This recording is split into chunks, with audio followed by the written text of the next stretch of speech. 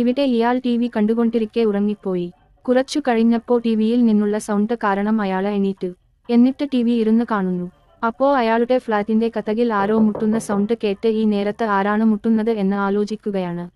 എന്നിട്ട് ടിവിയുടെ സൗണ്ട് ഓഫാക്കി ഡോറിന്റെ അടുത്ത് പോയി അതിന്മേലുള്ള ദ്വാരത്തിലൂടെ ആരാ കതക് മുട്ടുന്നത് എന്ന് നോക്കുന്നു. പക്ഷേ അയാൾ കണ്ട കാഴ്ച അപ്പുറത്ത് വേറെ ആരോ ഇയാളെ പോലെ നോക്കി നിൽക്കുന്നതാണ്.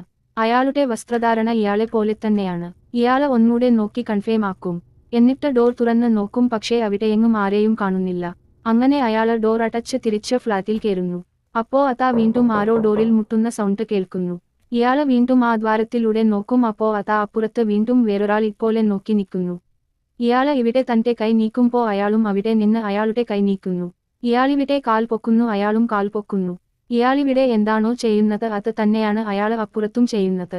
ഇയാള് ടിവിയിൽ കണ്ട ഡാൻസ് കളിക്കുന്നു, അയാളും അവിടെ ഡാൻസ് കളിക്കുന്നു. പെട്ടെന്ന്